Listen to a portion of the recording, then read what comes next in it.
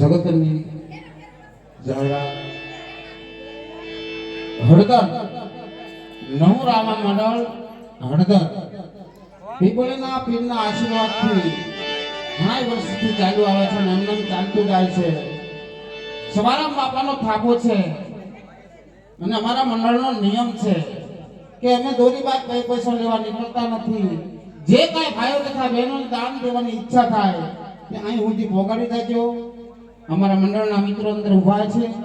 આપનું દાન સ્વીકારી લેવામાં આવશે અને આપના દાનની જય બોલાવી દેવામાં આવશે. તમને કદાચ એમ થતું હોય કે આ લોકો ક્યાં પૈસાનો ઉપયોગ કરતા છે, ક્યાં વાપરતા છે, તો તમે હળદરની અંદર એકવાર અવશ્ય મુલાકાત લો. અમારે આ મંડળ શમશાનની સેવા કરે છે. શમશાને અંતિમ યાત્રા જાય ને તેને સારી સુવિધા આપે છે. તમામ લાકડાનો ખર્ચો પણ નહીં, તમામ ખર્ચો અમારા હળદરની અંદરથી મળી જાય છે. ચા પાણી પાય છે અને લાકડા તેમજ તમામ ખર્ચો ઉઠાવે છે આ મંડળ.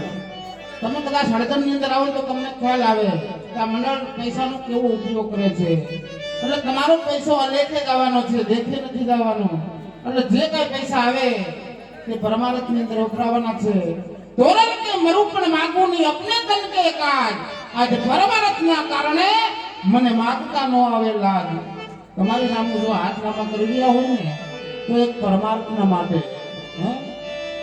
એટલે કહેવતમાં કીધેલ છે કે ટીપે ટીપે સવો કરે કાકરે કાકરે બાળ વિધાય. એમ તમે થોડું થોડું આપજો. તમારું દાન જે કાંઈ આવે તે ધર્મ કાર્યને વપરાવાનું છે. એટલે બાપા થોડાકમાંથી થોડુંક આપો. અને આ કાંઈ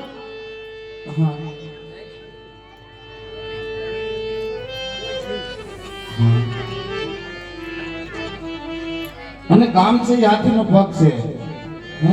તમારા ગામની શોભા છે.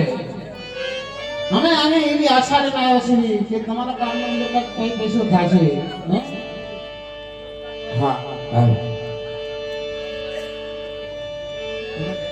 ક્યાંક બોલો સુનભાઈ કે અમારે અત્યારનો નિયમ એવો છે કે દોરીભાઈ કોઈ પૈસો લેવા જતા નથી.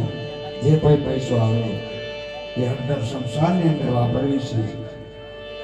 શમશાનની અંદર હમણે અવારનવાર આવતા જતા હશો, પણ બે ગેટ બનાયા એ મારે 11 લાખનો ખર્ચ છે એ બે ગેટનો.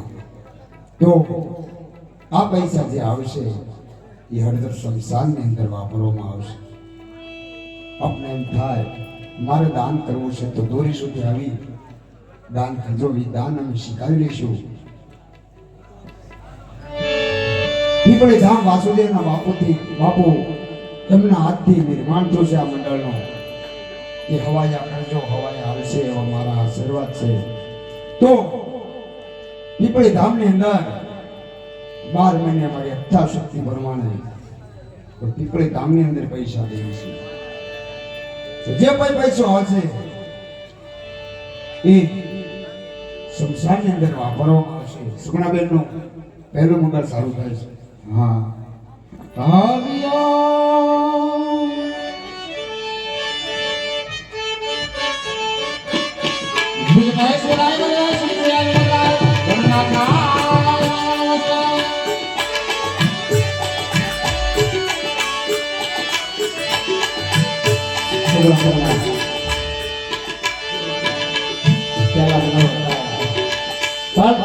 પેલા વગર સ્વામીના નામ લેવાય.